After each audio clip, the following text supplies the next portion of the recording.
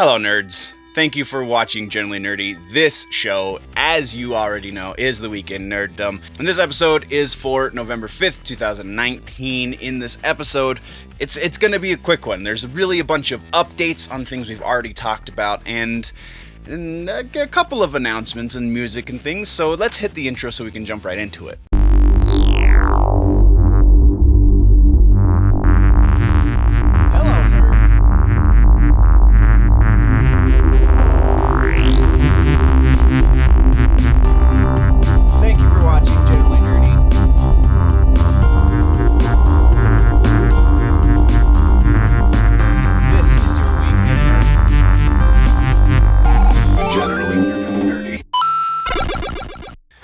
No housekeeping, we're just going to go right into the news. So, starting with music, we have a new video from the band Volbeat, which is, again, not a band we talk about normally on the channel, but I'm passively okay with them, I guess.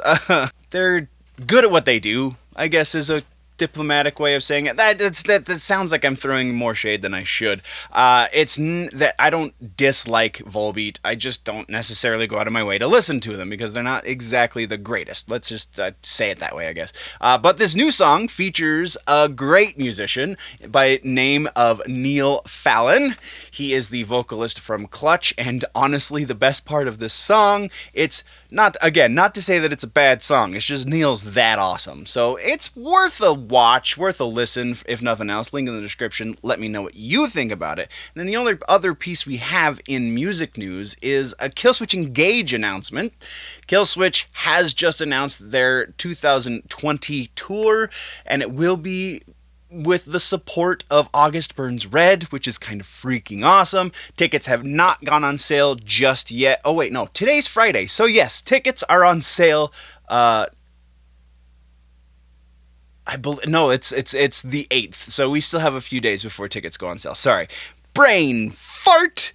But that's what we've got for music. So let's jump into TV news. TV streaming is quick. First thing we have is an interesting announcement about the Peacock streaming service. So the NBC Universal streaming service that is called Peacock is going to have a free option that is set in stone. They're not toying with it like Netflix has said in the past and like Hulu has said in the past. Hulu kind of sort of has a free option, but is kind of broken. It's not really free. You get like an episode of a series or whatever. So this is going to be full on all access to everything on the Peacock streaming service for free because it's ad supported, kind of like television. Weird. So I feel like this is going to be the thing that makes Peacock viable. And this is going to be the thing that keeps them in the game against Amazon and Netflix and Disney specifically. Disney is going to be the big powerhouse because theirs is like $5 a month, I think. So that's going to be the price to beat, and the best way to do that is free.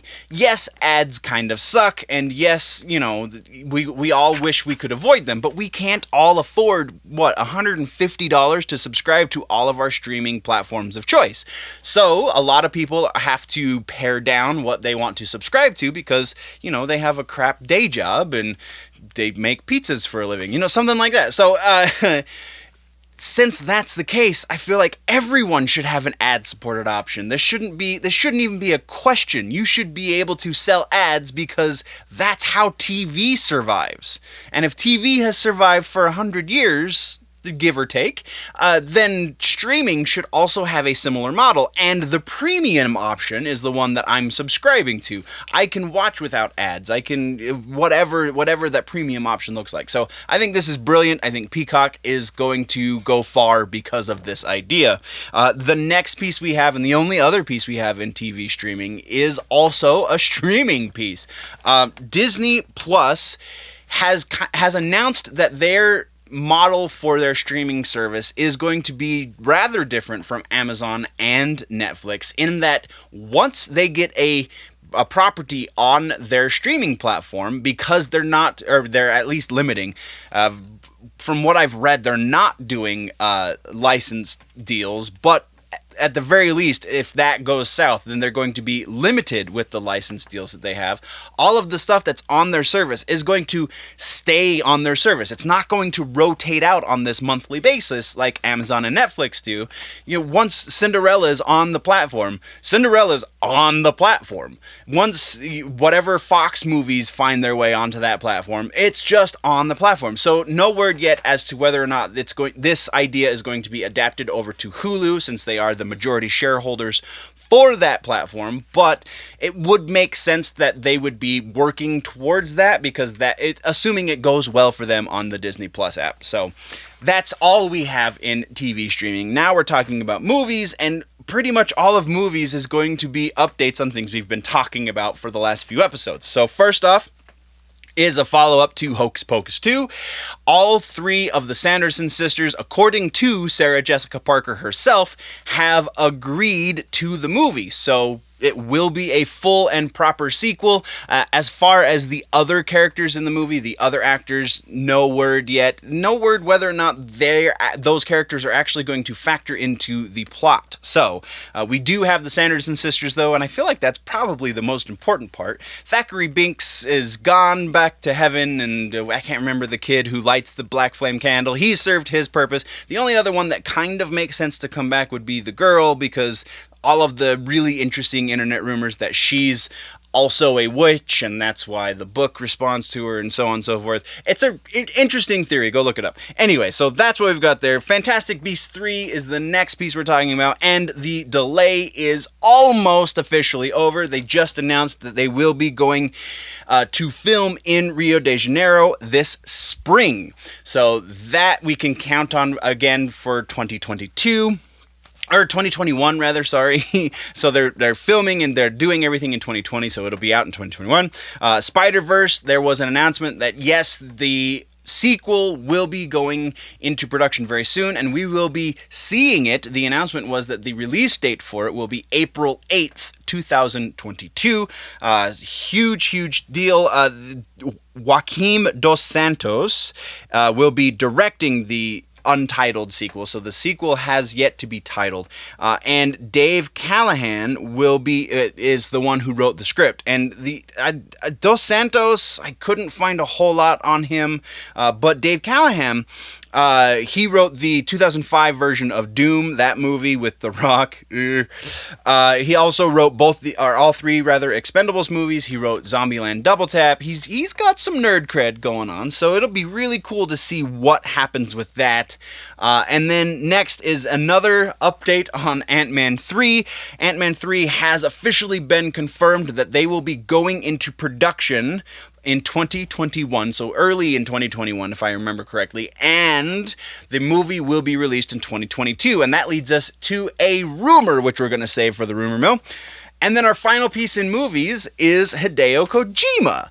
That's right, the man behind Metal Gear and PT wants to start making movies now that he has his own studio and has been making his own IPs, still specifically in the realm of video games, which again we'll talk about in the video game section, but he also wants to start making movies. He did an interview just last week where he was talking about the things he wants to do with his new production company, and whatever that crazy mind puts out should be embraced en masse by everyone. Next is gaming, and this is possibly the biggest section with actual new news and not just updates from other pieces. So first off, we have another piece from Hideo Kojima in that same interview where he was talking about how he wants to make movies with his new studio. He also brought up the idea, or it was brought up in the interview, and he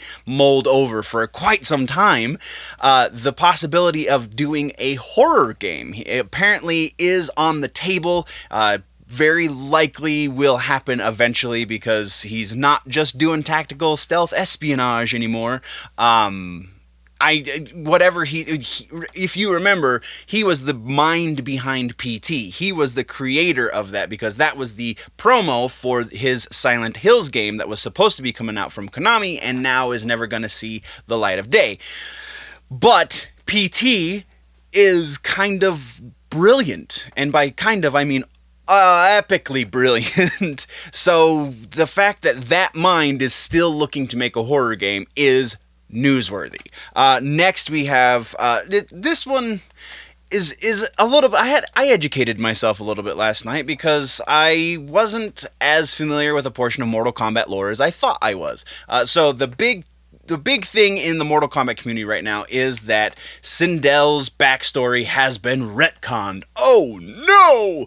And in my head, there was not a whole lot of detail given to Sindel's backstory because I was only remembering Mortal Kombat 3, in which it was said that Shao Kahn took over Edenia, made it part of Outworld, and killed King Jared and made Sindel his wife, and that was basically the extent of it. Well, in further games, in games that I apparently have chosen not to remember storylines from, i.e. games from the 3D era, it was fleshed out a little bit more, but still fairly vague. So the new backstory for Sindel is that she willfully gave up Jared's life in order to maintain power and control of the realm.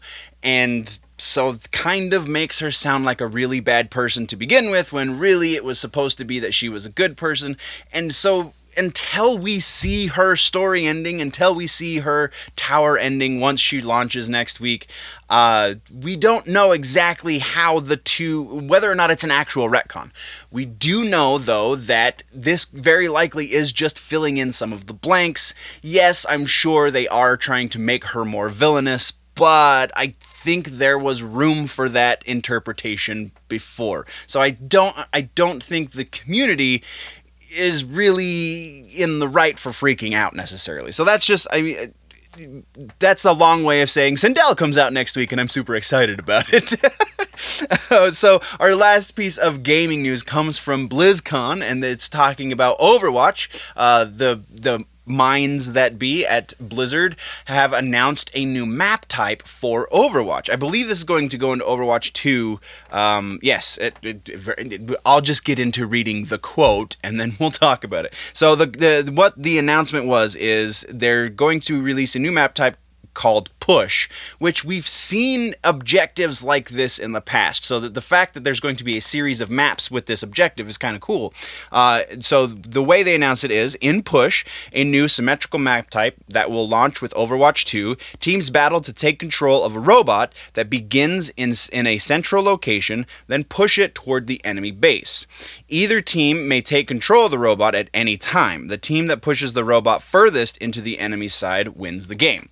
So this is kind of like the carry, I think, is the map type that, or escort maybe is the word that we've seen in Overwatch 1, and now they're taking it to a pretty logical extension because it's a symmetrical map. So if it starts in the center and each side is exactly the same, then it makes sense that whoever pushes it the furthest in their direction wins, right? So I just really dig. Overwatch is one of the few games that I honestly like watching a little bit more than playing because it's so fast-paced my old man brain can't keep up with the playing side of it, but watching it's super exciting.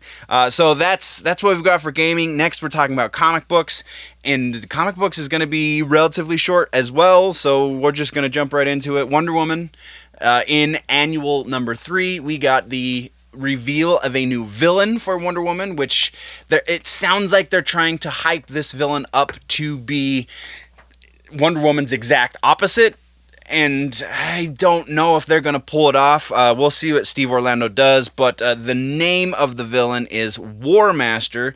You're looking at the image on screen. Yes, I'm doing images for this episode. Woohoo! So you're looking at the image on screen, and I feel like it's a little too gimmicky. I feel like the fact that that it's a little political in her origin story as well just feels a little sticky to me.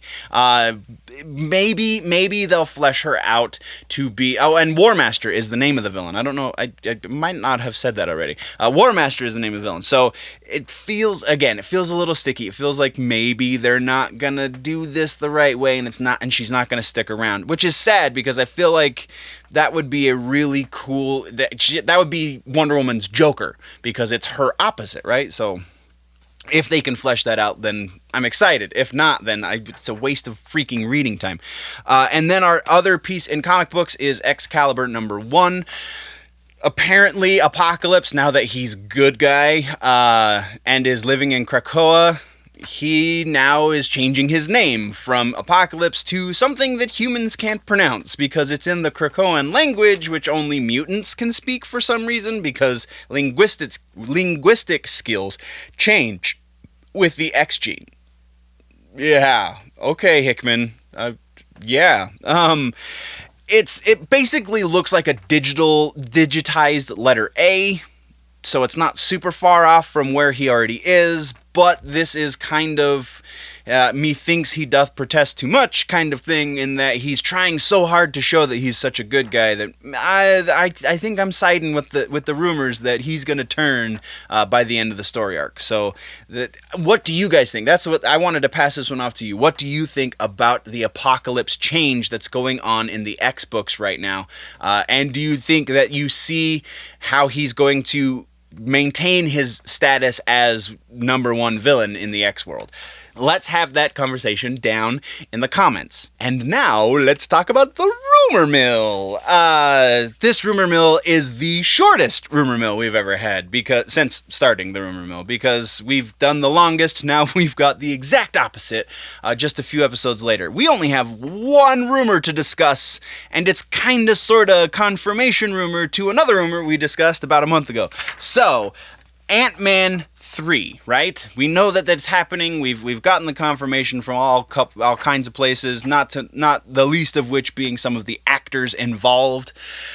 Well, this rumor has to do with the Fantastic Four being announced and or teased in the Ant-Man 3 movie, because what the rumor says is that they will be introducing the concept of the negative zone in Ant-Man 3, which then, if you remember, we talked about the rumor was for Fantastic Four was that they have been stuck in the negative zone since the 70s, and they will be coming out in 2022, which is a big difference. So it's going to be this fish out of water type thing with the Fantastic Four, and then once they get into their own movie, that's going to be the main theme of the story, is that they are just out of their time. They don't know what things are. That, hilarity ensues, if you will.